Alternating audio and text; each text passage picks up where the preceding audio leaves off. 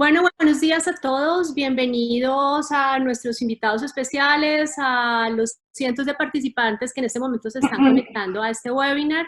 Mi nombre es Sandra Rosso, soy la CEO de RIA Smart Health, empresa que junto con el Sevier ha diseñado este espacio y propiciado este espacio en el cual estaremos hablando sobre la importancia de la información práctica y veraz ante el COVID-19. Estaremos departiendo con unos invitados muy especiales. Voy a ir presentándoles de una vez les voy a contar quiénes son nuestros invitados especiales para que pronto entremos en materia. Nos acompaña la doctora Adriana Roballo. La doctora Roballo es médico, nefróloga, actualmente se desempeña como la directora del Instituto de Evaluación de Tecnología Sanitaria en Colombia.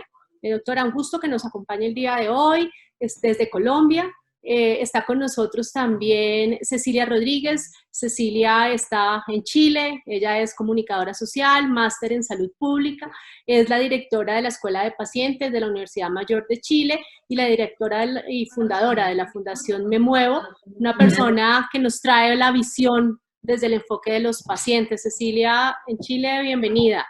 Gracias, Sandra. Doy también la bienvenida al doctor Alfredo Arellano Ramírez. Él es médico cirujano, jefe de intensivistas del Hospital de Ixtapaluca, un hospital COVID-19 en México. Doctor, gracias por darnos este tiempo y acompañarnos el día de hoy. Y completa el grupo de los invitados la doctora, la licenciada Elsa Juárez. Ella es licenciada en Ciencias y Relaciones Internacionales, es la directora de calidad de Médica Sur también de México. Bueno, tenemos entonces ese grupo de invitados. Mi compañero en moderación es el doctor Robert Nieves. Ya te voy a dar, Robert, la palabra. Quiero decirle a los asistentes dos cosas importantes. Uno, los participantes a través del chat y de la opción de preguntas estaremos habilitada en la aplicación. Estaremos recogiendo todas sus inquietudes. Queremos que esto sea un conversatorio, no solo entre las caras que ustedes ven en pantalla, sino también incluyendo lo que ustedes nos quieran decir. Entonces, bienvenidos sus comentarios, los iremos recogiendo y al final de la sesión estaremos dando un espacio para preguntas, para hablar de eso. Y ustedes recibirán a vuelta de correo, luego de terminado este webinar, un resumen ejecutivo con las ideas más importantes de este espacio. Robert. Muchas gracias. Gracias, Sandra. Hola, mi nombre es Robert Nieves y soy el vicepresidente de Informática de Salud de Elsevier. Soy enfermero de profesión, ahí es donde empecé. Tengo un doctorado en leyes y por eso el doctorado, ¿no? Llevo trabajando en la área de salud por más de 30 años y en los últimos 18 años me he enfocado más en la área de la informática clínica. Hace 14 años que estoy con Elsevier, trabajando con las soluciones basadas en evidencia científica, implementándolas con diferentes organizaciones de salud y hospitales alrededor del mundo. Antes de empezar, quiero hablar un poquito de Elsevier. Si conocen a Elsevier, nos conocen como una casa editorial y esa es la historia que tenemos, una historia de más de 130 años. Elsevier es una empresa global de análisis de información que lidera el avance de la ciencia, la tecnología y la salud. Hoy en día, nuestras soluciones clínicas ayudan a los profesionales de la salud de todo el mundo a mejorar los resultados clínicos, facilitando la atención clínica basada en la evidencia, ¿no? Una crisis sanitaria mundial de la que estamos teniendo con COVID-19 a menudo conduce una explosión de información y investigaciones clínicas y epidemiológicas. También, desafortunadamente, crea mucha desinformación. El compromiso de Elsevier es proporcionar la información y los recursos de confianza más recientes al público en general y al público sanitario en particular. Y con eso, Elsevier ha creado un centro de información y el Healthcare Hub que contiene información, herramientas y recursos específicamente para COVID-19. Y estos están disponibles para las organizaciones y los clínicos y investigadores y el público en general. Hoy, en este webinar, vamos a profundizar con nuestros panelistas expertos las siguientes áreas. Claro, con el tiempo, con lo que dé el tiempo. Vamos a hablar sobre el estado actual de COVID-19 en su país y su organización, cuáles son las necesidades que ellos ven de los recursos necesarios de información a nivel de la población, a nivel de la organización y a nivel de los clínicos y los pacientes al pie de cama. También vamos a hablar un poco de las experiencias y los aprendizajes que han tenido. Y finalmente, si nos da tiempo, desde su punto de vista, cuáles son las necesidades después de COVID, después de la crisis, si podemos hablar un poco de eso. Para recordarles, si tienen preguntas, por favor usen el chat y hagan las preguntas en el chat. Para empezar, la primera pregunta se la vamos a hacer a todos los panelistas uno por uno. Y la pregunta es, primeramente, si nos pueden dar un breve resumen de la situación actual en su organización y en su país. Y basado en eso, ¿cuáles son las necesidades de información que ustedes ven como parte de esta crisis? Para empezar, si podemos entrar a Roballo. Buenos días, muchas gracias por la amable invitación y a la gente que está compartiendo con nosotros hoy. Un saludo especial. En este momento, pues dirijo, como dijo la doctora Sandra Rosso, el Instituto de Evaluación Tecnológica en Salud. Este instituto es la Agencia Oficial de Evaluación de Tecnologías en Colombia. Obviamente tiene todo que ver con nosotros esta pandemia y pues suma mucho de lo que trabajamos. En este instituto trabajamos profesionales de la salud. Prácticamente tenemos de base 10 epidemiólogos clínicos, hay economistas, hay analíticos, hay ingenieros de sistemas, ingenieros industriales y el resto de gente que apoya el grupo. Obviamente, cuando hay una pandemia, tenemos que empezar a actuar todos al tiempo en forma pues muy articulada. Entonces, esta pandemia pues nos ha permitido hacer varias cosas. Y se han hecho algunos temas, como ha sido el apoyo a las sociedades científicas en Colombia para la elaboración de un gran consenso de atención y manejo de la pandemia. Esto se hizo en un tiempo muy récord. Nuestro papel fue curando evidencia, revisando lo que había publicado, que es una cantidad enorme en este momento. Y ese primer ejercicio se hizo hacia principios, mediados de marzo. Fueron unas 2 semanas. Ustedes normalmente saben que hacer una guía o un consenso puede demorar hasta 2 años. Esto se hizo en tiempo récord, trabajando 16, 18 horas al día, un grupo muy grande de personas, y nosotros hicimos el soporte metodológico y revisión de la evidencia. La semana pasada salió una segunda versión, o sea, una actualización, y en este momento ya tenemos cerca de 60 sociedades científicas, hospitales y clínicas funcionando, pero además, coordinado con la Asociación Colombiana de Infectología, se pegaron cerca de 600 sociedades médicas. Esto no se ha visto en Colombia y no sé si se vuelva a ver, pero el caso era que éramos en un chat cerca de 120, en algún momento alcancé a contar más personas. Hay un grupo de muy primer nivel, de profesores, de directores de hospitales, de presidentes de sociedades científicas, trabajando todos juntos, revisando evidencia, curando evidencia. Se repartieron varios grupos y eso se ha hecho pues en forma lo más seria posible. No tenemos el material suficiente para hacer una guía, entonces se hizo un consenso basado en evidencia, con todas las posibilidades que hay. Y obviamente, pues después de que se revisa la evidencia, como alguna no es tan categórica, los expertos de cada grupo pasan a votarla. Eso fue un ejercicio muy interesante, tener 80 personas en un chat, a cual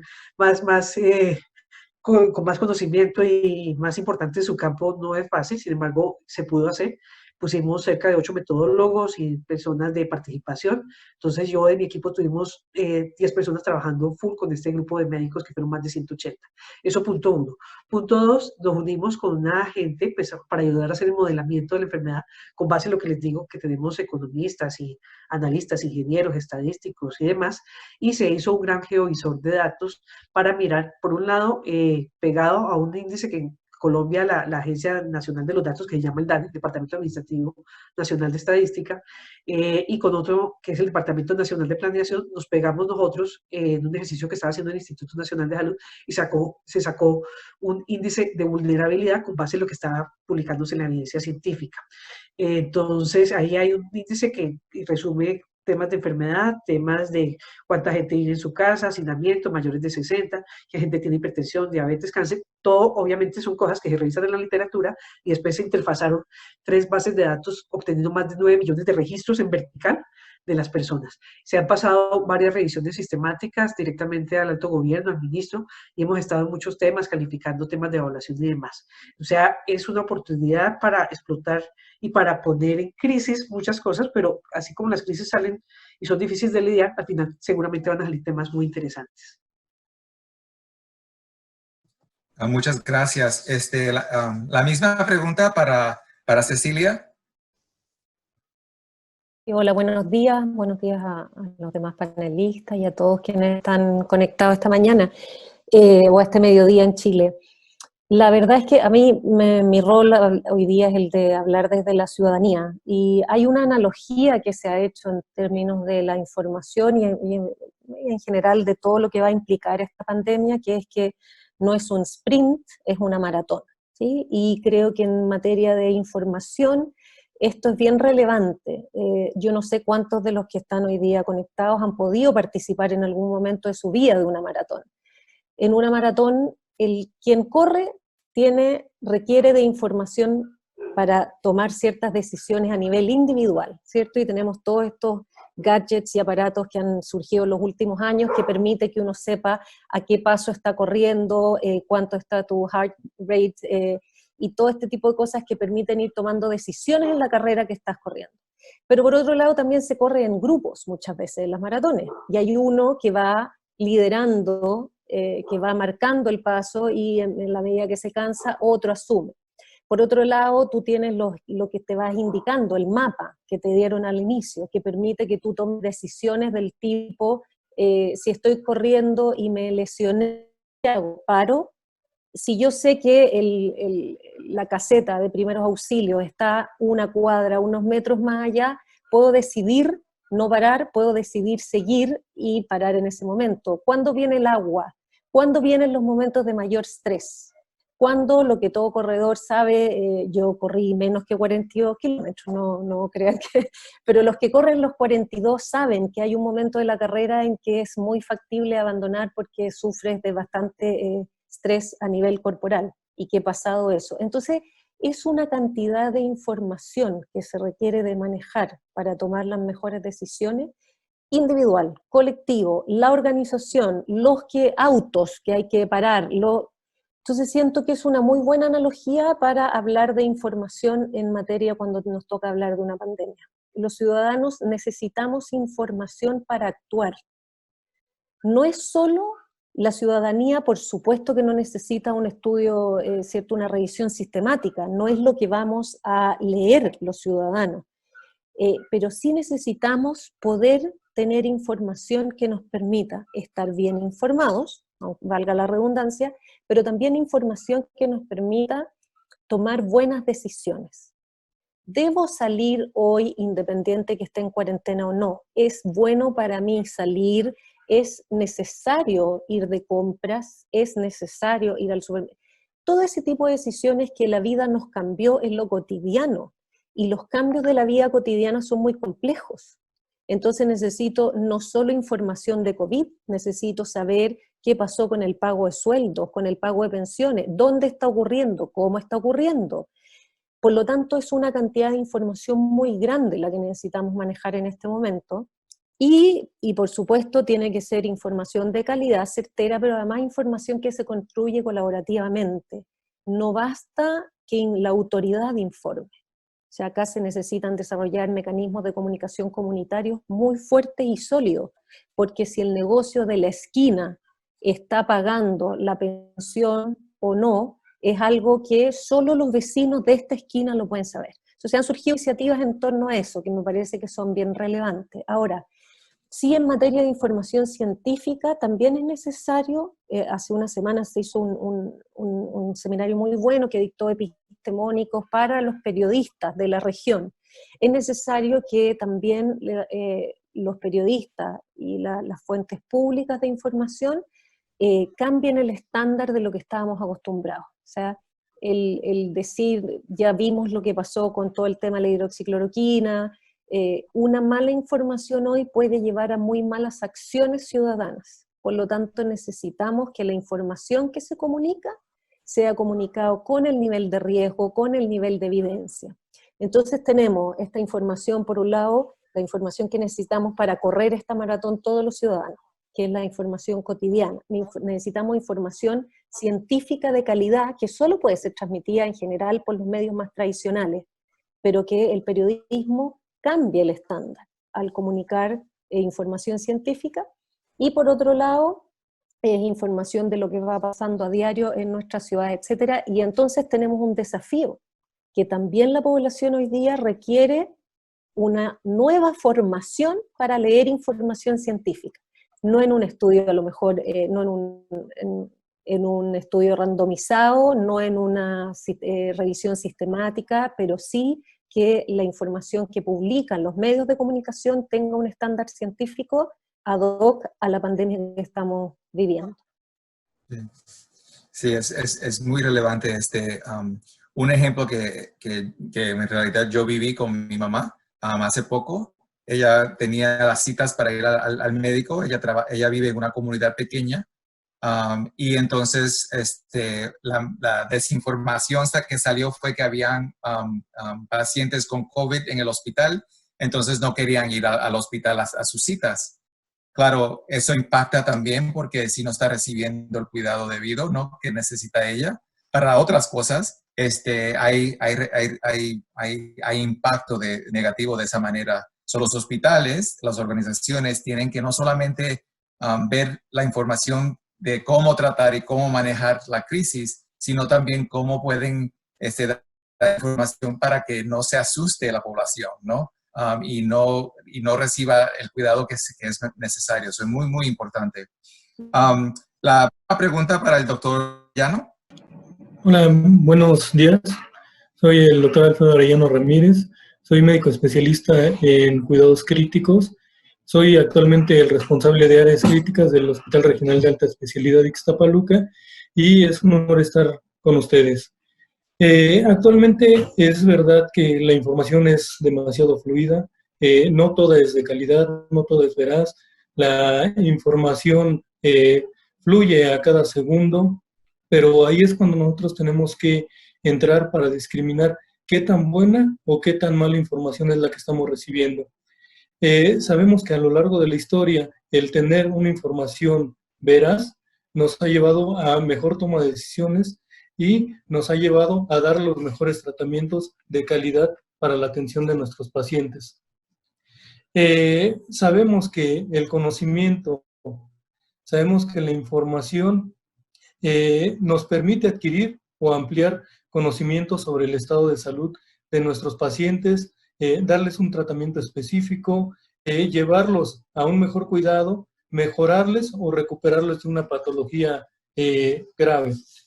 Actualmente yo en el hospital de Ixtapaluca, es un hospital COVID, ¿sí?, ante la Secretaría de Salud de México, en donde nosotros recibimos cada día una cantidad bastante considerable de pacientes COVID.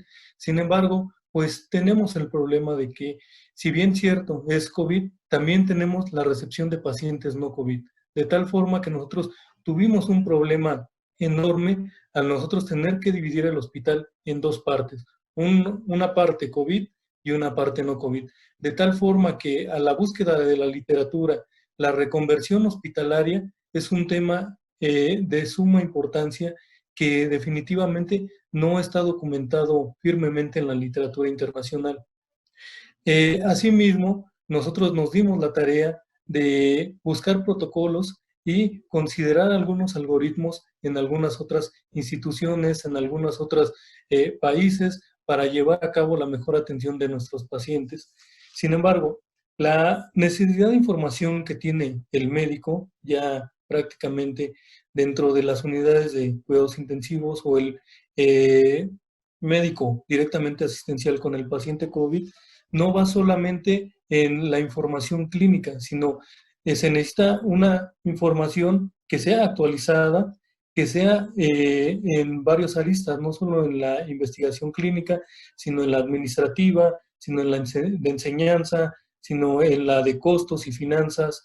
Se necesita una investigación veraz y un conocimiento que nos apoye, sobre todo en las decisiones, para llevar a cabo prácticamente toda la logística que requiere un hospital, que va desde el conocimiento médico, administrativo, el área de calidad, el financiero, el paramédico, que también es un tema ahí en cuanto al traslado de pacientes de un hospital a otro, de un área a otra, la protección personal que cada uno de los médicos requiere, que es información que día a día fluye, sin embargo, pues no se tiene realmente una evidencia científica de cuál es la mejor, si una u otra. La misma patología, los temas de capacitación, los temas de financiamiento, microcosteo, o sea, actualmente la pandemia de COVID pues nos tiene sobre las cuerdas, pero sin embargo buscar la mejor información que a nosotros nos sirva, que sea veraz, de calidad y que en algún momento tenga un impacto importante en otras instituciones, pues es la que realmente nos está llevando a tomar las mejores decisiones. ¿Sí? Gracias. Y finalmente, la licenciada Juárez, la pregunta es un breve resumen de la situación actual en su organización y su país y cuáles son las necesidades de información de su punto de vista. Muchas gracias. Buenos días a todos y a todas las que estén conectados. Estoy muy contenta de participar en este panel que me ha hecho favor de invitarnos Sandra y Franco y compartir con todos los compañeros panelistas de varias partes del mundo. Lo que yo quiero compartir es, yo estoy en la Ciudad de México, yo trabajo dentro del mejor hospital rankeado por American Economic, que es Médica Sur, y tengo dos tipos de opciones, digamos, para poderles ofrecer. La primera es como mexicana dentro de una dirección, dentro de el mejor hospital rankeado de América Latina, México. En ese sentido, hemos trabajado fuertemente de la mano, como bien dice el doctor Alfredo Arellano, y todos los panelistas, Ceci Rodríguez, Adriana Roballo, en fin. No hay una literatura tal cual al 100%, porque no estábamos preparados al 100% para un tipo de pandemia, tipo de situación. Sin embargo, en Médica Sur hemos siempre desarrollado análisis de riesgos y dentro de esos análisis de riesgos hemos contemplado las enfermedades infectocontagiosas y de alguna manera se ha podido controlar de inicio, hablamos de hace unas 6, 7 semanas, esta situación con todo nuestro grupo de la VH, que son los que se encargan de tener la parte de infectología directamente y control de todo aquello, ¿no? Que tiene que ver con infectología, con infecciones, biológicos, infecciosos, etc. Ellos hicieron un plan que ya lo tenían listo previamente y conjuntamente lo aumentamos, diría yo, con toda la literatura, como bien dice el doctor Alfredo Arellano, que hay. Y esa literatura la hemos basado muchísimo sobre la OMS, principalmente, y nuestro país acertadamente sacó el 5 de abril unos lineamientos de reconversión hospitalaria directamente. Entonces, hemos trabajado con herramientas de Canadá, de la Asociación de Accreditation Canada International, donde yo soy auditor, que esa es la otra parte que les voy a compartir, y con herramientas de la CDC y OMS. Entonces, al final del día, esta es una excelente oportunidad para darnos cuenta todo aquello que podemos sumar bibliográficamente para aportar a las nuevas generaciones en un futuro. Y por otra parte, desde el sentido como auditor internacional de HSO y Acreditación Canadá Internacional, les puedo decir que hemos estado muy activos desarrollando herramientas, y una de esas grandes herramientas, primero, son gratuitas para todos ustedes, todos los que trabajamos dentro de un hospital o servicio de salud, y estas herramientas tienen que ser directamente desarrolladas para apoyarlos en todo lo que es telemedicina. La telemedicina actualmente va a ser, ya ha sido, desde hace 15 años, pero actualmente va a tomar un punto de partida, un resurgimiento o un pedestal dentro de la curva, ¿sí? Donde va a ser una de las grandes y únicas opciones para tener esta atención remotamente. Y para todo eso hay guías. En este caso, Aquí HSO está dando gratis esta guía para que los hospitales la puedan fomentar. Entonces, esas serían mis opiniones en este momento. Muy interesante, doctora Juárez. Ahí hay elementos que vamos a retomar ahora en la conversación. El tema del uso de la telesalud y todos sus componentes en América Latina sigue siendo un desafío y eso en relación con información. Si me permite, Robert, voy a tomar un poco de los temas claves que plantearon los panelistas y algunas de las preguntas que nos están haciendo ya por el chat, de pronto ahí las vamos a poder ir contestando en paralelo. Tiene que ver, doctora Roballo, con lo siguiente, y es, cuéntenos un poco cuál es el rol, pero más que el rol, los desafíos que se están afrontando desde el Instituto de Evaluación de Tecnologías Sanitarias en Colombia para buscar y tener esa información veraz, de calidad, que no necesariamente tiene la suficiente evidencia o, bueno, lo que se nombraba ahora, y dar respuesta a las decisiones, poder ayudarle a los profesionales de salud a tomar esas decisiones, e incluso en lo que tiene que ver, por ejemplo, con llevarlos, si fuera el lugar, a los pacientes, a esos momentos tan de la vida cotidiana, pero tan de verdad que nos mencionaba Cecilia. ¿Cuáles son esos desafíos, doctora Roballo, que usted ha visto? Yo pienso que lo más complicado en este momento puede ser la generación continua de evidencia. Normalmente los epidemiólogos y la gente hace la búsqueda hoy hasta medianoche y mañana puede salir un artículo nuevo que desbarata toda la búsqueda. Entonces, el que la gente entienda que lo que uno dijo esta semana pueda ser diferente de lo que se diga la semana entrante no es tan fácil, pero es que la evidencia está surgiendo en todo el mundo. Creo que la semana pasada que había visto había más de 30.000 artículos de COVID. No sé, ustedes de pronto tienen unos datos más precisos que yo. Entonces, primero tratar de mirar toda esa información, tratar de mirar qué sirve, qué no sirve, poder analizar con temas claves, pues como metodologías del grupo GREAT a nivel mundial, o el grupo Cochrane. También tratar de entender que aunque hay tantas preguntas, no podemos ni tenemos la capacidad suficiente para contestarlas todas por la cantidad de gente. Entonces, la necesidad que tenemos en colaborar los diferentes grupos. De alguna forma, por lo menos en el país nos hemos articulado, pero a veces no deja de ver las cosas, pero yo hago esto, pero usted por qué lo va a hacer, y eso me toca a mí. Entonces, en este punto deberíamos entender que esto no debería ser algo competitivo, sino muy colaborativo. La evidencia va saliendo.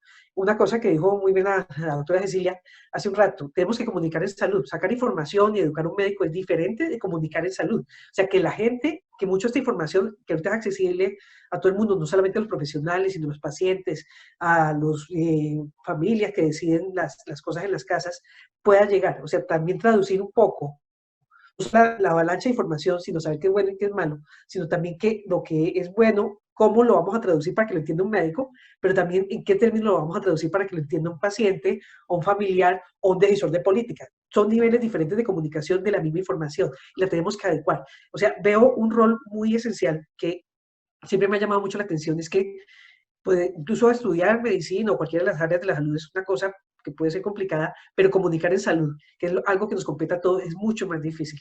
Entonces, llegar a ese punto es una cosa que me parece clave. Entonces, después decirles que la revisión que hice la semana pasada, esta semana ya no es porque salió nueva evidencia, la gente va a decir, pues que usted no sabe lo que hace. No, yo sí sé lo que hago y sabemos, pero es que la evidencia va cambiando. Como les digo, es una avalancha tan grande que tiene que haber gente que lo sepa hacer con medios especializados, porque si yo tengo que decidir si me voy a tomar un medicamento o si voy a tal lado, yo tengo que saber de alguna forma, como dicen, qué riesgo tengo y qué decisión me aporta, porque todos son decisiones. Si hago esto, dejo de hacer esto, entonces todo el tiempo estoy haciendo trade-off acerca de mis decisiones. Entonces, comunicar que la evidencia es evolutiva, que lo que recomendamos ayer puede ser diferente de lo que vamos a recomendar mañana, es una cosa que es una labor mucho de concientizar a la gente.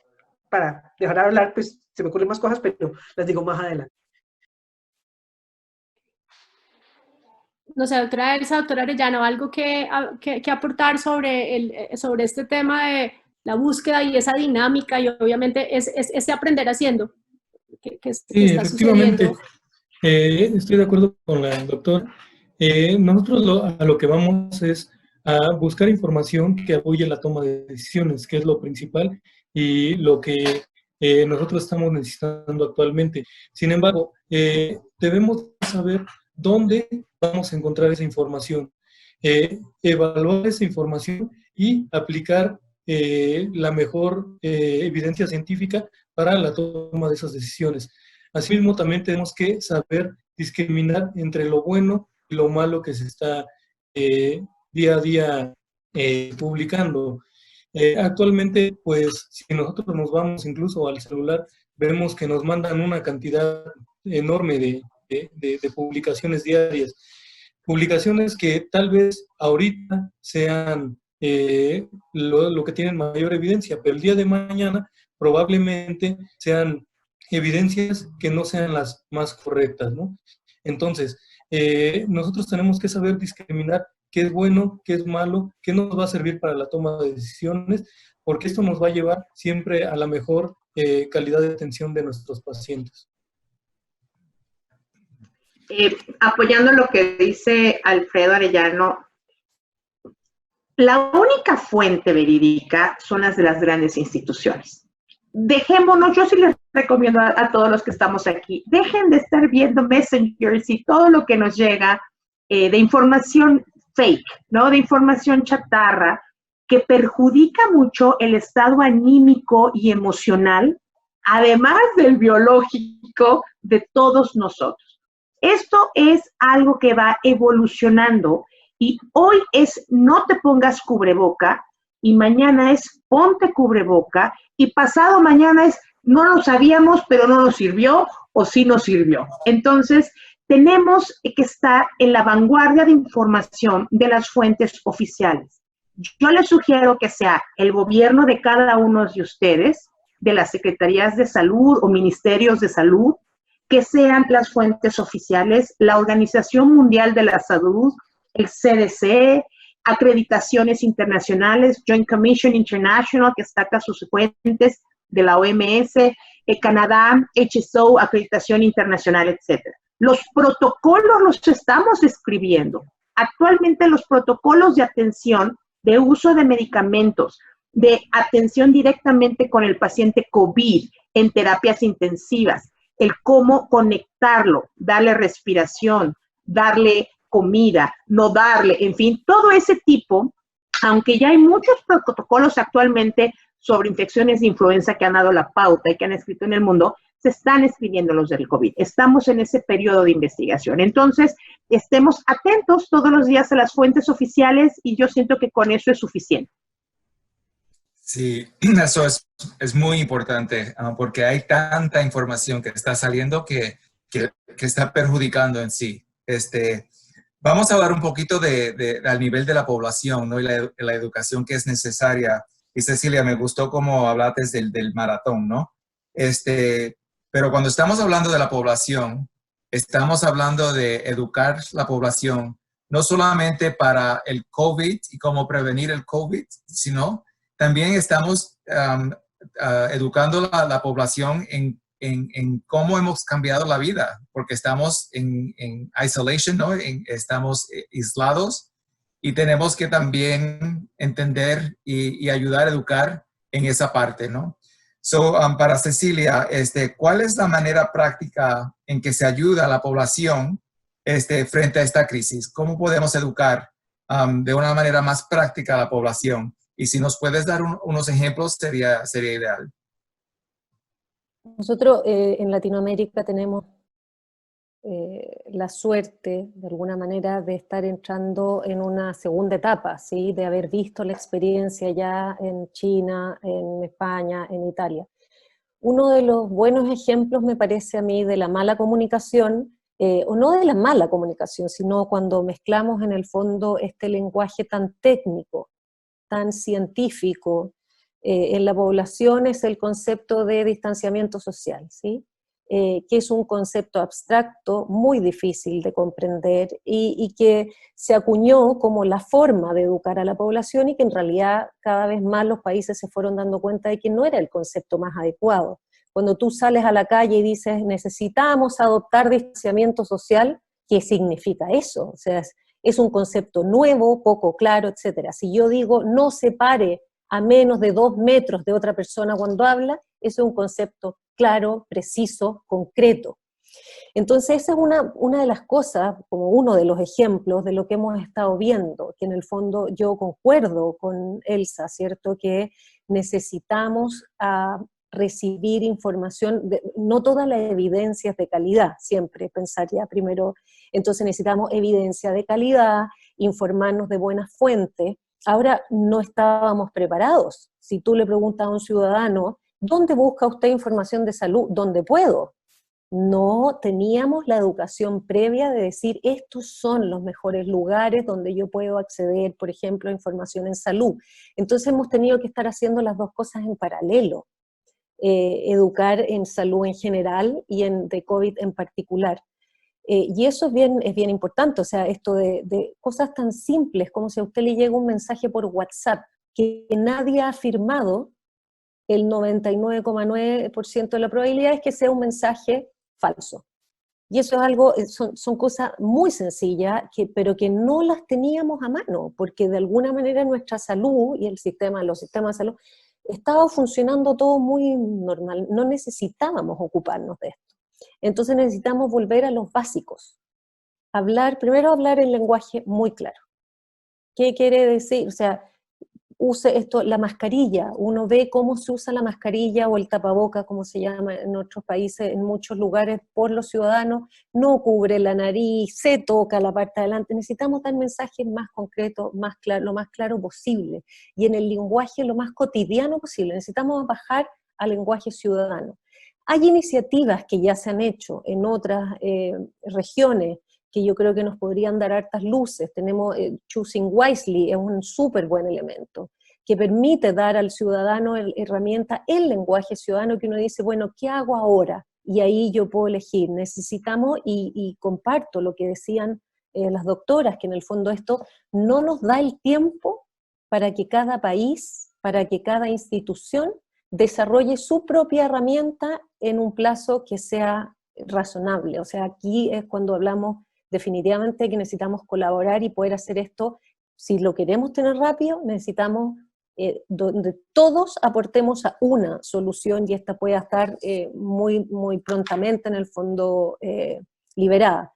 Yo les comentaba la experiencia que están asociados a Cochrane, la Fundación Epistemónicos, que hace las revisiones de evidencia y las pone en un lenguaje bastante ciudadano. Entonces, eso también permite, lo que la doctora ya antes mencionaba, que poder decir cuál es el grado de evidencia, cuál es el grado de certeza de esta evidencia que hoy tenemos publicada.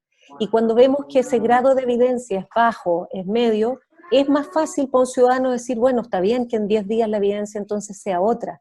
No es que los científicos no estén claros en lo que están haciendo, sino que muy por el contrario, esto va cambiando cada día. Y la semana pasada, yo como ciudadana lo digo, hace 10 días escuchaba la conversación girada en torno a la hidroxicloroquina, y hoy día estoy escuchando que están hablando de se me olvidó ahora el concepto de los medicamentos estos que para adelgazar la anticoagulantes. Y uno dice, bueno, ¿y qué estará pasando? Entonces, creo que necesitamos bajar o subir, que esta comunicación no puede ocurrir solo a niveles científicos y a nivel de tomadores de decisiones. El concepto básico de la medicina basada en evidencia es para la toma de decisiones en cualquier nivel.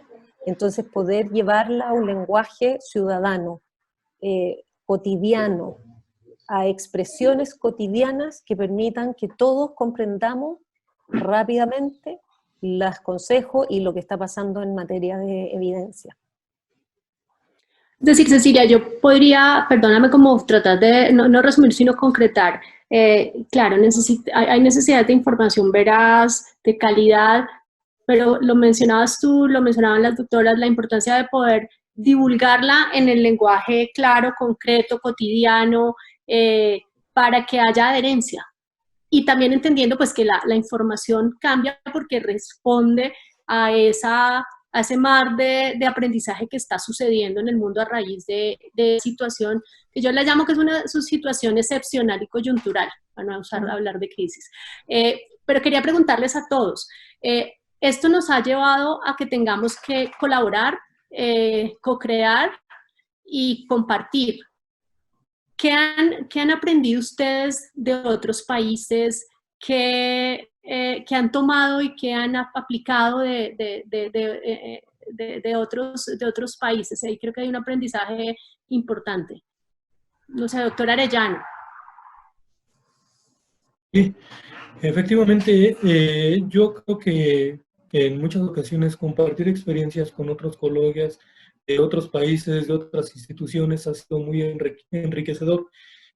Como yo les comentaba, hay mucha bibliografía, sin embargo, en algunos tópicos no es bibliografía contundente, no es bibliografía seria que realmente te lleve a tomar una buena decisión, de tal forma que en muchas ocasiones hemos tenido que optar por tomar algunas ideas de algunos otros colegas, como los compañeros españoles, como los compañeros italianos, que pues si bien es cierto que tienen protocolos muy estandarizados, también a ellos se les escaparon de las manos pues bastantes tópicos, bastantes cosas. Entonces, su experiencia incluso pues para nosotros también fue punto de partida para llegar a tomar algunas decisiones. Sin embargo, yo estoy completamente de acuerdo con la doctora Elsa Juárez, que los lineamientos que da la Organización Mundial de la Salud, la OPS, entre toda la Secretaría de Salud, entre otras instituciones que realmente sean lo más pegado a la evidencia científica actual, pues es lo más correcto.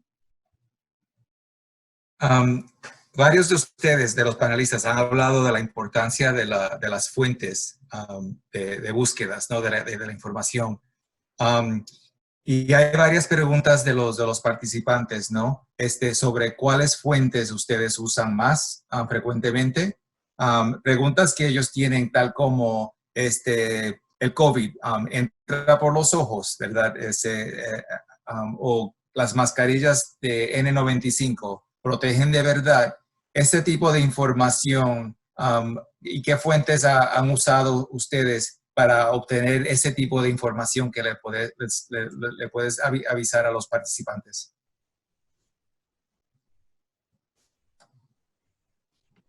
Bueno, en el caso de nosotros, en el Hospital Regional de Alta Especialidad de Paluca, hemos pues, prácticamente tomado la literatura que hay a nivel internacional de las instituciones gubernamentales, sobre todo, como les decía, OPS, Organización Mundial de la Salud. Sin embargo, también usamos algunos motores de búsqueda como PubMed, Hinari, etcétera, ¿no? Que son motores de búsqueda serios en donde nosotros podemos encontrar la información más óptima que podremos utilizar. En nuestro caso, pues pagamos incluso algunas revistas como Critical Care, que pues bueno, tienen buen factor de impacto, New England, que también nos ayuda mucho a tomar decisiones, y entre otras revistas nacionales como las guías de práctica clínica, que nos han ayudado mucho en cuanto a la toma de decisiones y al mejor tratamiento y a las mejores intervenciones que se tengan, ¿no? Licenciada Juárez, usted mencionó la importancia de ciertas fuentes, hablaste del WHO, de la CDC, también de las organizaciones nacionales, ¿no? ¿Qué piensa usted en qué fuentes serían las mejores para este tipo de preguntas que nos están haciendo los participantes? Con mucho gusto. Básicamente son las que están, mira, y yo insisto, partir de lo que nuestro gobierno nos dice, ¿no? El gobierno de cada uno de nosotros, eso es la legislación, la normatividad que debemos de acatar, más sumar todos los mejores continuas, con todo lo que acaba de comentar Alfredo, está perfecto. Y yo le sumaría aquellos hospitales que tienen una afiliación, por ejemplo, en nuestro caso Médica Sur estamos afiliados a la Mayo Clinic. Tenemos el privilegio de ser una asociación, recibir toda la asesoría de ellos. Entonces, nosotros recibido de la Mayo Clinic también protocolos. Aquí tengo dos por mencionar, precisamente ayer estábamos viendo el tema. El protocolo de activar quirófano, cómo activamos toda la parte de quirófanos para pacientes COVID, no COVID, ¿sí? Y también vimos todos los protocolos de protección del personal, qué tipo de personal directamente con paciente y protocolos de cubrirnos, otro protocolo de seguridad. Entonces, las fuentes oficiales más con afiliaciones que tengan ustedes, y repito, en nuestro caso es con Mayo Clinic, que ha sido maravilloso el apoyo, con HSO Canadá, con JSA y con cualquier otra asociación que oficialmente estén ligadas. Esa es la recomendación. Sí, no, estoy de acuerdo con ambos. Nosotros, claro, como Elsevier, esas son las fuentes que estamos poniendo a todo el público porque son las fuentes establecidas. Y le recomiendo que vayan a esas fuentes. Es muy, muy importante porque ahí es donde van a obtener la información, la información más, más viable, ¿no? Más factible. Es Sí, muy Robert. importante. Sí.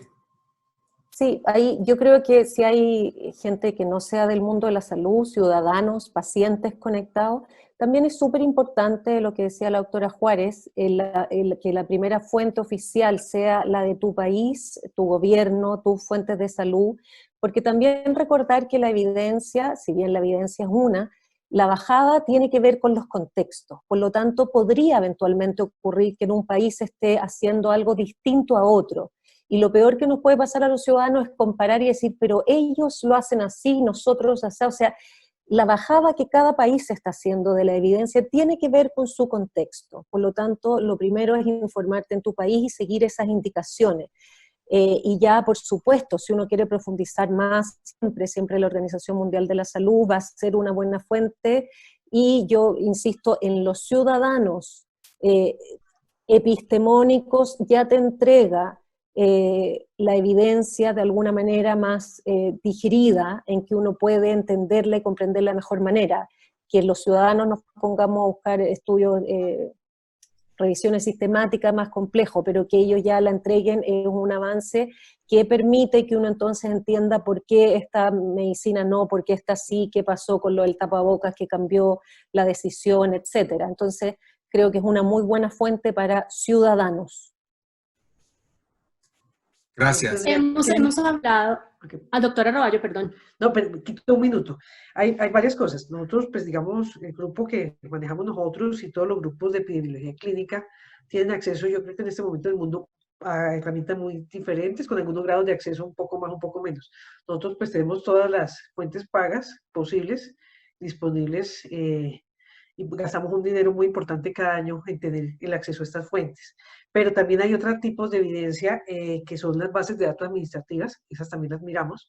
También hay bases de datos de otro tipo, económicas, reportes de pacientes de enfermedad, preexistencias, y todo esto es válido para construir el conocimiento y contestar las preguntas. Las preguntas, como digo, pueden ser todo, absolutamente todo, pero toca priorizarlas de alguna forma, saber dónde se buscan estas respuestas, pero también lo tiene que hacer.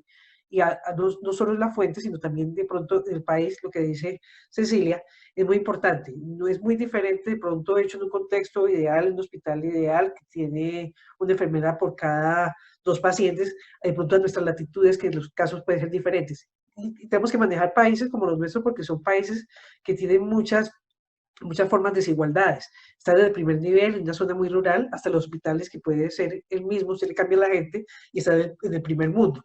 Entonces, todo esto toca llevarlo al contexto, y toda la evidencia tiene que ser también revisada por la gente que labora en cada país, porque conocen las condiciones del país, conocen cómo funciona, y digamos una guía que de pronto hagan en Noruega hoy, seguramente no me va a servir del todo, sino que tengo que revisar la evidencia, tengo que mirar las condiciones que hizo y tengo que mirar cómo la aplica en mi país. Entonces, la evidencia tiene que tener contexto en todo caso, y lo que hemos hablado con mucha gente que de pronto trabaja en esto mismo, es que yo pienso que debería haber una trayectoria inicial muy común, y después cada cual la adapta un poco, pero eso ayudaría a ahorrar tiempo. O sea, la búsqueda de evidencia hasta la fecha, con tales criterios de búsqueda, eso la puedo hacer en cualquier computador del mundo y no va a cambiar. Pero de ahí en adelante, cómo la adapto a cada país, es donde puede haber la variación. Entonces, no solamente la evidencia publicada, también hay evidencia de otro tipo. Perdón, doctora, no, además de la, claro, además de la evidencia de convertir la información, conocimiento, generar conocimiento y lograr comunicarla, hay un par de preguntas muy interesantes relacionadas con educación a los profesionales de la salud. ¿Cómo en estas circunstancias lograr mantenerlos actualizados? Dado que tenemos los desafíos en el hecho de que no los podemos concentrar para hacerles entrenamientos, los tenemos todo el tiempo ocupados, entonces ahí la pregunta es, ¿qué estrategias están usando, qué estrategias saben que se han usado en otras latitudes y que podamos compartirle a los asistentes que tienen inquietud sobre el tema? No sé quién quiera contestar, pero voy a decir algo corto. En este momento la avalancha de información es una cosa brutal. Ha bajado un poquito, pero los chats viven repletos. Las invitaciones a seminarios de médicos todos los días y desde por la mañana hasta la medianoche. Pero entonces además se comparten con gente que de pronto está en Asia o en Europa. Entonces uno dice yo aquí adentro. Entonces uno poco a poco empieza a segregar pues, según su interés. Yo creo que se va a seguir produciendo información y cada cual está un poco curar qué me interesa, si esta fuente es confiable, si tuve algo interesante de esa conversación, según el interés y según su experticia. Como les digo, mucho este conocimiento toca traducirlo a diferentes niveles, pero es una avalancha, así como decíamos al principio, para curar la evidencia, también es una avalancha de a qué echarla adentro, porque además hay de todos los temas, hay de medicina, de economía, de parte social, de enfermeros, de pacientes. O sea, es una cosa increíble la colaboración que se está dando en este momento y a veces no es fácil hacerlo. O sea, yo pienso que la gente ni siquiera toca decirle que la vamos a educar, sino que todo el mundo está tan ávido de información, pacientes, profesionales, tomadores de decisión. Creo que esto no se había visto antes.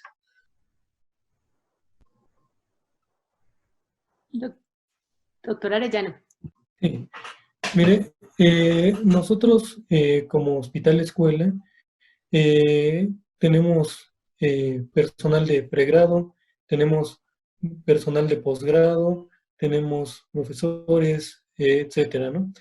Sin embargo, la formación de todos nuestros estudiantes va encaminada a cinco pilares, 5 aristas, en donde nosotros los formamos con un nivel alto de liderazgo, un nivel asistencial en donde ellos tengan las óptimas condiciones de atención al paciente, investigación, nosotros sabemos que es algo importante en cualquier institución, la educación como tal, llevando un programa académico que está prácticamente ya escrito por las universidades del país, y también lo administrativo. Digo, todos los médicos tenemos en algún momento la necesidad de tener esa formación. También en esta pandemia, pues ha sido difícil precisamente tomar todas estas aristas. ¿Por qué? Porque el trabajo es bastante importante.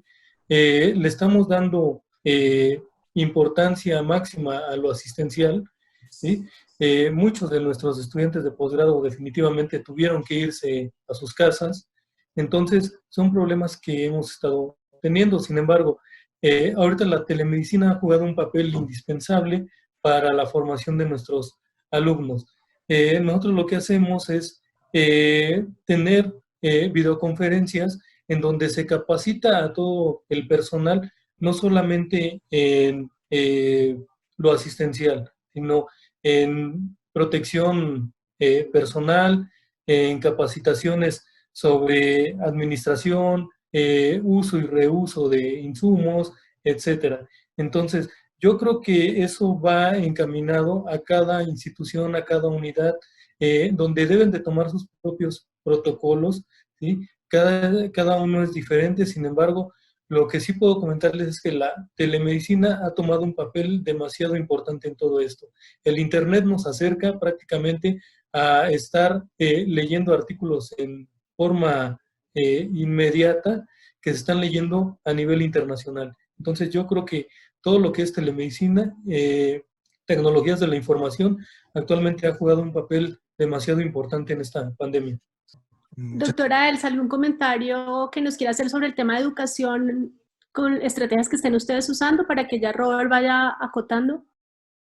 Claro que sí, la educación es básica, ¿no? Es una herramienta definitivamente desarrolladora dentro de todos nuestros hospitales. En Médica Sur lo que hemos hecho es educar a todo tipo de personal, clínico y no clínico, staff directamente al paciente con COVID, staff que no tiene directamente paciente a COVID. Tenemos cifras de 500, 600 capacitaciones al día. Tenemos una plataforma virtual que nos ha ayudado muchísimo, que es una universidad virtual donde tenemos cursos internos y cursos externos directamente para la población, desde, por ejemplo, aquí tengo a la mano el manual de prevención para COVID-19, que fue precisamente publicado, lo voy a poner acá así, fue publicado para todos nuestros trabajadores. Tenemos toda la información que es el COVID-19 directamente, todos los consejos, no sé si puedan ver, de limpieza, los tipos de cloraciones, cuáles hacen un conjunto dinámico, cuáles son en contra, las medidas básicas de higiene, si me permiten, aquí las voy a poner también, el uso de cubrebocas, en dónde ha sido el uso de cubrebocas para todas las personas que entran, que salen del hospital, los familiares, los que no deben entrar. Hemos restringido mucho esa parte educando que solamente entre el paciente con un familiar y a qué área donde no pueden estar deambulando directamente dentro de los hospitales. El último, cómo cuidarse en casa y hacer una serie de educación preventiva. Ahora, ya que tenemos el problema dentro o a los pacientes infectados dentro del hospital con sus familiares, esa educación es extensa y es diaria a todos los familiares que cuidan a los pacientes. Ok, muy bien. Un tema que quiero mencionar y ya para ir finalizando es la doctora Elsa, el doctor Alfredo lo han mencionado, Cecilia también, la licenciada Elsa, y es lo relacionado con la telemedicina y la telesalud. Indiscutiblemente, esta situación coyuntural por la que estamos afrontando cambió la forma de atender los pacientes. Algo que en nuestro país hasta hace 2 meses y medio, aunque teníamos reglamentación, tenía una altísima resistencia al cambio o escepticismo por parte de los profesionales de la salud.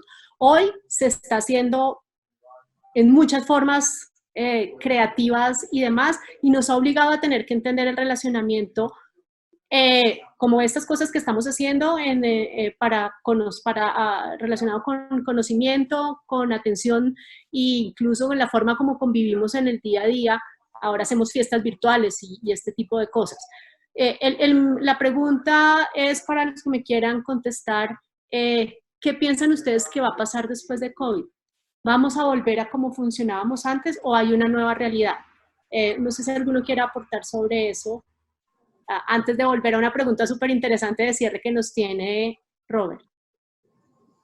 Yo hacer creo que hay cosas que al menos en Chile se evidenciaron problemas del sistema de salud que se evidenciaron con la pandemia, que no es propio del COVID, por ejemplo, problemas que algunos hospitales tenían en la entrega de medicamentos.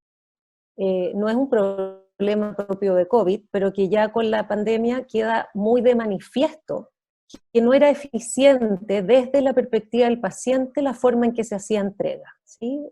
¿A qué me refiero con eso? Personas que, por ejemplo, tienen 2 condiciones crónicas y que por lo tanto son atendidas en nivel secundario y en nivel primario y que por lo tanto tienen que ir a 3 lugares distintos a retirar los medicamentos, y que eso para una persona crónica con una vida relativamente normal, que trabaja, etcétera, es bien imposible. Y es una de las cosas que ponen en riesgo la adherencia. Entonces, están quedando de manifiesto algunas cosas y se están haciendo cambios que, por supuesto, que esperamos que permanezcan en el sistema. Por ejemplo, una entrega de medicamentos más eficientes, por ejemplo, poder tener controles en el área en que yo estoy, que es la reumatología, controles con enfermera, etcétera, para ver exámenes y que no sea simplemente un control en el año o incluso a veces con más tiempo. Entonces hay cosas que esperamos que hayan llegado para quedarse. Y otras que tienen que ver más con esta forma de teletrabajo, etcétera, que también uno dice, esperemos que esto rápidamente podamos salir de de situaciones donde es bien imposible que una médico, estoy pensando una médico mujer con hijo en etapa en que está criando, pueda hacer todas sus consultas de 8 a 6 de la tarde porque no es vida posible tampoco. Entonces hay cosas que en el fondo se van a tener que volver a regular. En algún minuto es necesario el control presencial, entonces va a ser un desafío bien interesante el regreso, que por lo demás va a ser lento, también hacernos esa idea. Esto no se acaba, como decíamos lo de la maratón, no es que en breve, bueno, terminó y empezamos esto va a tomar tiempo, va a ser interesante equilibrar prácticas nuevas que han resuelto desde la perspectiva de algunos. Por ejemplo, para los pacientes ha habido mucha práctica nueva muy buena, pero también con el funcionamiento del sistema y sus funcionarios. Entonces esto va a ser un volver al equilibrio, volver al equilibrio de nuestra vida, los hijos, veíamos ahí, ¿cierto? Que a veces en todas las conferencias aparecen hijos, mascota. Entonces, ¿cómo volvemos a ese equilibrio? Y esa también es una conversación necesaria. Necesitamos empezar a hablar de esto no solo en los meses que vienen, no solo de COVID, porque también va a haber, ya lo mencionaba el doctor Arellano, los hospitales, algunos se han dividido, pero también está habiendo una merma en la atención de pacientes crónicos. Incluso en algunos hospitales se está atendiendo menos a los pacientes con cáncer. Entonces, cuando pase el pic, cuando pasen los pic y empecemos, va a haber también cómo nos ponemos al día con esas atenciones. Entonces, es necesario prepararlo desde ya, y no esperar que esto simplemente no ocurra y que quede la práctica que quedó, sino que se diseñe con estas nuevas prácticas. Estas conversaciones son muy, muy interesantes, pero ya estamos casi a tiempo y quiero resumir y finalizar. Pero han surgido varias preguntas de los participantes sobre los protocolos y el uso de protocolos y cómo aplicar protocolos. Yo como informático, ¿no? El enfoque mío es en realidad usar la tecnología, las historias clínicas electrónicas que tienen esos que tenemos que usar día a día y los flujos para traer esa información de guías establecidas, de guías publicadas, de protocolos publicados al pie de cama del paciente. Y usamos esa herramienta para traer ese conocimiento y en realidad hacer operativo las guías, porque lo importante es que yo como clínico no tengo tiempo cuando estoy cuidando al paciente de ir a buscar la información de referencia, ¿no? Tiene que estar ahí disponible enfrente de mí dentro del flujo que tengo. Yo como informático, ¿no? Le diría que es muy importante, ¿no?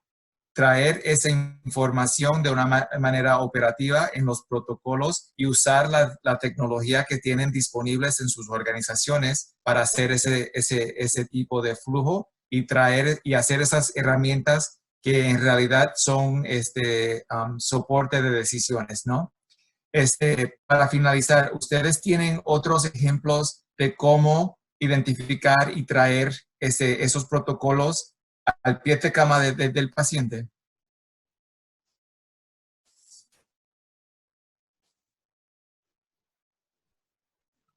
Doctora Elsa.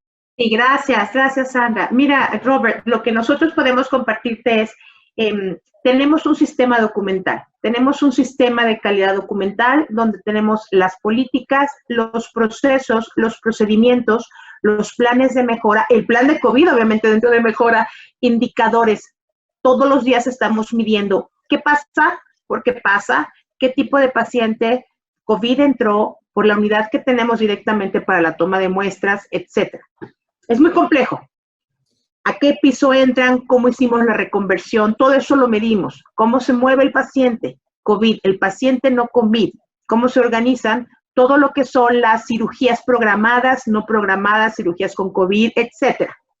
Toda esa información entra dentro del sistema de calidad y es el que se apoya directamente el hospital en esta forma. De manera electrónica y de manera también hemos hecho muchas guías rápidas que se copian y se pegan, y se pegan en las centrales de enfermería, que se pegan en las salas de operación. Y eso es muy dinámico.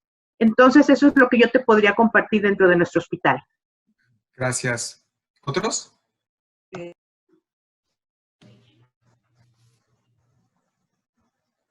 Doctora Robaya, ¿estás hablando porque estás en mute? Acá, en Colombia existe un gran repositorio de guías que es del Ministerio de Salud. Nosotros hemos elaborado algunas de ellas. Con lo del COVID, de nuestro consenso, estamos mirando cómo lo transformamos rápidamente, porque obviamente las herramientas electrónicas son muy fáciles. Cuando uno habla de parte de las historias clínicas electrónicas, los desarrollos son diversos. Uno puede tener alertas, uno puede tener marcadores. Si es un paciente que COVID, inmediatamente le puede armar, pero depende mucho del grado de desarrollo de cada institución. Entonces, no es algo generalizable, no al menos en este país, pero sí de pronto las instituciones acreditadas y las de alto nivel de complejidad, seguramente algunas tienen ya esto, pero no es la generalidad. Muy bien, hemos ido incluyendo varias de las preguntas del público en la conversación. Hay un bloque grande de preguntas relacionadas con el tema clínico. Ahí lo que estamos internamente en consenso entre los organizadores es que vamos a, en el resumen ejecutivo, darles algunas fuentes de información sugeridas a partir además de las que nos han mencionado ya los panelistas, para que puedan tener espacios de búsqueda o digamos, ir a una fuente a buscar algunas de las información sobre las preguntas que nos están haciendo. Tenemos una pregunta que queda ahí en el tintero y no quiero que nos vayamos antes sin picarles la lengua a los panelistas sobre esto, y es ¿cómo saber que la información que están planteando los gobiernos es confiable? Esa es una pregunta dificilísima, pero quiero hacer esa antes de hacer el cierre. ¿Algún comentario, alguna sugerencia? ¿Qué podemos responderle a ese ciudadano que nos está diciendo, bueno, ¿cómo sabemos que lo que nos están diciendo es confiable? Diría yo, depende mucho de dónde se publica y las fuentes. O sea, la información tiene que ser lo más transparente y lo más abierta posible. Que si esto me dice, esta es la recomendación, yo quisiera saber usted quién lo recomendó para que usted haga esa recomendación. O sea, depende mucho de quién recomendó y esa persona que recomendó en qué se está basando. O sea, la transparencia, la información, las fuentes de datos y las bases de datos abiertas, y lo posible que tenga una cara detrás que sea responsable, que uno dice, esto está bien o está mal, y con quien yo pueda dialogar. O sea, la transparencia y las fuentes de datos y las bases abiertas, y decir esto está hecho basado en esto, es una cosa que da mucha seguridad a la gente. O sea, que haya una cara detrás y no únicamente un papel que no dice mucho más porque no sabe ni quién estuvo detrás de eso. En el caso de nosotros, en nuestro hospital, pues tenemos un comité hospitalario para atención de COVID, que es un comité que no solamente está integrado por médicos, está integrado por personal de trabajo social, está integrado por enfermeras, está integrado por personal de financieros, de calidad. Entonces, todo esto nos ha llevado a que busquemos las mejores intervenciones, la mejor literatura, y se exponga en el seno del comité para posteriormente bajarlo al personal operativo, en flujogramas, en monografías, en proporcionarles la mejor literatura posible. La segunda pregunta en cuanto a los órganos gubernamentales, generalmente los órganos gubernamentales, el que da la información es una persona, es una cara. Sin embargo, detrás de esa persona hay instituciones pues serias. En el caso de México, pues sabemos que hay instituciones como los colegios, las asociaciones, los consejos mexicanos, CNT, está el Politécnico, la Universidad Nacional Autónoma de México, que participa en cada una de las actualizaciones. Tienen relaciones directas con organizaciones internacionales como la OMS, OPS, etc.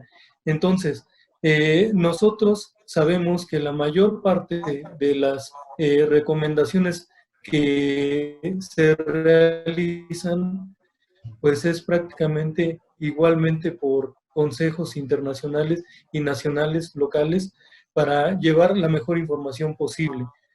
Bueno, sería no muy grato que un gobierno de alguna institución, de alguna república, te diera datos falsos, te diera datos erróneos y te diera intervenciones que pusieran en riesgo la salud de toda una población. Bueno, llegamos al tiempo donde queremos resumir un poco de lo que ha sucedido para finalizar este webinar. A mí, cuando me hacen esa pregunta, especialmente sobre qué confianza tenemos en los líderes públicos, ¿no? Para mí, lo que yo le digo a las personas es, y aquí en los Estados Unidos tenemos ese ejemplo que cada día el presidente y sus expertos están hablando todos los días por varias horas. Lo que yo le digo a las personas es, escuchen a los expertos, a los médicos, porque nosotros como clínicos, ¿no? tenemos esa responsabilidad de decir la verdad, ¿no? y cuidar a nuestros pacientes y al público. Primeramente, escúchenlos a los expertos que están hablando. Los líderes son políticos, ¿verdad? Y tienen claro, uno espera que quieran mejorar y no quieren hacer daño al público, pero son políticos. Escuchen a los expertos.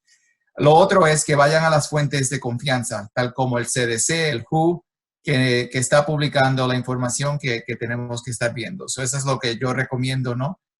Cuando me hacen esa pregunta.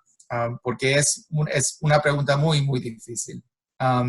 Pero para resumir, lo que yo oí y entiendo es que es importante, ¿no? Educar la población con la crisis. Es importante educar la población usando lenguaje simple, regresar a lo básico, ¿no? Para que el entendimiento esté ahí para empezar. También es muy importante que hay tanta información que tenemos que ir a fuentes de confianza para buscar esa información que también sea actualizada. También lo que yo oí es que es importante también tener herramientas y fuentes de información para los clínicos, para formar los clínicos al pie de cama, para que ellos se puedan cuidar a esos pacientes y también mantenerse y cuidarse ellos mismos para que ellos estén bien, porque el bienestar de los clínicos es muy, muy importante, es un recurso que necesitamos. Y lo último que yo oí más o menos es que tenemos que aprender de cada uno de nosotros, de cada país, de lo que sabemos y no recrear la rueda, ¿no? Usar lo que tenemos, la expertise que tenemos y aprender e implementar. Pero es bien importante oír el mensaje de cada país de los ministerios de salud para ver qué es lo que se está haciendo en su propio país. Más o menos ese es el resumen que he oído de las partes importantes. Ahora Sandra va a finalizar. Bueno, yo quiero agradecer a todos los asistentes, recordarles que en el resumen ejecutivo, en el report que estaremos enviando en los próximos días, colocaremos unas fuentes fiables sugeridas por parte de Elsevier y RIA para que puedan tener un poco más de información. Queridos panelistas, antes de irse, un mensaje para la audiencia, los cientos de personas que nos están escuchando, y es: ¿qué pueden recomendarles ustedes? Yo siempre digo en una frase, pues algo contundente, que quienes nos escuchan se lleven ese mensaje contundente relacionado con todo lo que hemos hablado sobre información práctica, clara, veraz, de calidad, en esta situación excepcional del COVID-19 por la que estamos afrontando en el mundo. ¿Qué mensaje quieren que ellos se lleven? Cada uno, y después nos vamos para la casa. No para la casa, a continuar nuestras labores. Doctora Elsa. Gracias, Sandra. Pues yo recomiendo emocionalmente mucha fortaleza acá y acá. Y no hagan caso de todo. Infórmense en fuentes oficiales. Esa sería mi recomendación. Muchas gracias. Doctora Cecilia, doctora Alfredo, doctor Alfredo. Muchas gracias por la invitación. Muy, muy grato estar con ustedes. Y lo que les recomiendo es, efectivamente, lo que dice la doctora Juárez, cuidado autopersonal, confiar o tratar de confiar en las fuentes gubernamentales, todo lo que las recomendaciones que nos están dando. Y la otra, pues definitivamente buscar información verídica y veraz en lugares realmente serios, ¿sí? No tomar información que sea información del Facebook, de WhatsApp, de lo que me dijo el amigo. Entonces, creo que es lo más importante, cuidarse a sí mismo y buscar la mejor información en lugares serios. Muy bien. Cecilia, doctora Roballo. Sí, yo creo que esta es una época que vamos a tener que reaprender a vivir en la incertidumbre. Y esa es una forma de vivir también. De alguna manera pensábamos que teníamos todo bajo control. Y ese control es una ilusión que de alguna manera la modernidad o la posmodernidad hemos ido acrecentando, pero nunca tuvimos el control. Y esto viene a recordarnos en el fondo lo que es vivir en incertidumbre. Y parte de la incertidumbre, una de las cosas que agrega, es la necesidad de día a día tomar decisiones con información que a lo mejor no tenemos, que desconocemos, con la que no nos hemos enfrentado hasta ahora. Así que es una época en que tenemos que abrirnos a la incertidumbre, al aprendizaje, y eso requiere de mucho fortaleza, ya lo decía Elsa, de mucha fortaleza, de mucho autotrabajo, autoconocimiento, fortalecer, y creo que lo más contundente para la época que se nos viene es fortalecer el trabajo en las comunidades. Son las comunidades, el cuidado individual tiene sí muchos beneficios, pero el cuidado comunitario es lo que va a poder hacer que en los próximos meses y muchos meses que esto va a tomar, podamos salir fortalecidos los distintos países, no solo en lo sanitario, también en lo económico, en lo social, que esto va ciertamente a impactar. Yo diría que Muchas en este gracias. momento hay muchos cambios, o sea, lo que era ayer ya no es hoy, y seguramente de pronto ya no nos sirve para mañana. Entonces es una oportunidad, así como nos crea muchos retos, es una oportunidad casi que de volver a empezar en muchas formas, cambia la forma en que aprendemos, la forma en que estudiamos, la forma en que trabajamos, y entender también que no estamos solos, que somos parte de una sociedad, que tenemos que confiar los unos en los otros y que tenemos que trabajar en red para avanzar más. Volver a hacer todo de nuevo y de principio no es tan conveniente. Entonces, como les digo, se están choqueando todos los sistemas, pero nos toca a nosotros que trabajamos en salud ser, digamos, el eje de todos estos cambios. Entonces, así como es una cosa que reta, también es una oportunidad muy grande para volver a crear, volver a aprender, volver a hacer una cantidad de cosas muy, muy importantes. Es reto y es oportunidad al tiempo. Muy bien, Robert, tu mensaje. Diría que esto también es una oportunidad, ¿no? de acercarnos a lo que es importante. Y eso es nuestra familia, ¿no? Que es el core de nosotros. Cuidarnos a nosotros y la comunidad que vivimos, ¿no? Que algo así nos en realidad es como una bofetada, ¿no? Para levantarnos y en realidad apreciar lo que es importante en la vida, ¿no? Apreciamos a las personas que día a día trabajan y cuidan a los pacientes, a nuestros familiares. Eso es lo más importante. Y we will overcome this. Vamos a sobrevivir esto y va a pasar. Vamos a aprender y vamos a ser mucho más fuerte en el final. A todos muchas gracias. Yo les digo que esta situación por la que estamos afrontando nos está demostrando de qué estamos hechos. Es una frase muy colombiana, decir uno de qué está hecho. A Gloria, Ariel, Samuel, Carlos, Gabriela, Lina, Andrea, no los puedo nombrar a todos, que se están despidiendo y nos están agradeciendo a ustedes. Gracias por habernos acompañado. Elsevier, gracias. De parte de Rey Asmargel, muchas gracias a todos por estar con nosotros. Esta charla será grabada y compartida para las demás personas que no nos pudieron acompañar en vivo, y estaremos tomando todas las sugerencias que nos están haciendo en el chat sobre otros espacios adicionales para compartir. Cuídense, sigan juiciosos haciendo caso y buena tarde para todos. Gracias.